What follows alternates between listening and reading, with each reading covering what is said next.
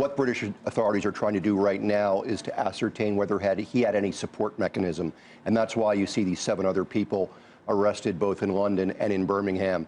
What they're trying to do now is they're trying to use some forensics, looking at possibly his cell phone, looking at his laptop, if they have that, just to harvest information to see who he was talking to. Because often you find that in cases like this, there is often a support mechanism, and a terrorist doesn't usually act totally as a lone wolf. It may not be an organized cell, but certainly other people that are empathetic and may help him along his way is the point. Absolutely. Individuals that might provide financial backing, might provide a truck, or he had an SUV, or might provide any other type of support that he would need to do this. So that's what they're looking at right now. I mean, when you look at the situation yesterday, these are the types of things that are so terrifying because it seems like they're so hard to prevent. When it's such a limited number of people who may have known about what was happening, you can't screen out someone driving a truck and carrying a gun. It's very hard to track any of those things, and yet tremendous. Right, that's what I mean. You can't screen out because he didn't have a gun, he didn't have a bomb, he didn't have any of those things. You're talking about anything that can't be screened that is using, This is being used to. The latest way they do it. In a free society, is there any way effectively to really eliminate these things? Or? It's really difficult. In a free society, obviously, we value our freedom. And certainly, if you start putting on restraints on people's lives, it's problematic. At the same time, the best thing that you can do is really, I think, get good intelligence and try and keep a constant monitor on those individuals who might be predisposed to do this. Now, in this case, this individual, his name has not yet been released. He apparently was someone that was known to the British police. And so he may have been someone that had been self-radicalized. He may have been someone that was posting things on a social media site. We don't know that yet. So those are the kind of things that are going to be unveiled in the next 24 to 48 hours as this investigation continues to grow.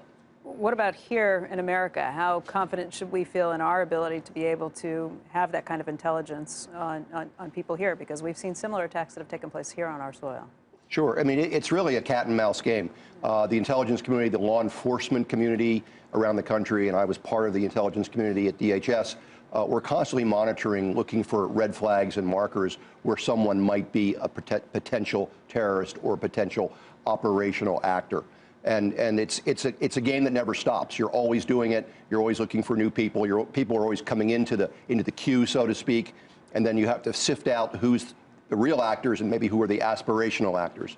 It's unfortunately, it's the game we're in now, and it's probably something we're not going to see at the end of in the near future. Jack, I know he's British-born, obviously, so that this doesn't apply here, but the bigger issue on immigration, I mean, should a country welcome individuals that may never assimilate, that don't have the same values is there a way to screen for people that are eventually going to embrace our way of life here? Should we be trying to do that, or should it just be that, you know, we'll do our best to assimilate these people, but if they don't, then, you know, we'll deal with the consequences? That seems to be it seems to be in London. I think that's what the mayor said. This is what, you know, this is going to happen in a city.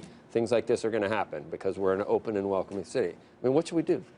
Well, it's really a tough question. It's really a question. It's a political question. It's a question, I think, that goes to the values of a society. So in our society in the United States, you know, we've always been an open society, welcoming immigrants to the Statue of Liberty. My grandparents came over through Ellis Island. Certainly, they assimilated. We try to do the best we can to assimilate, I think, American citizens or Americans that come to this country.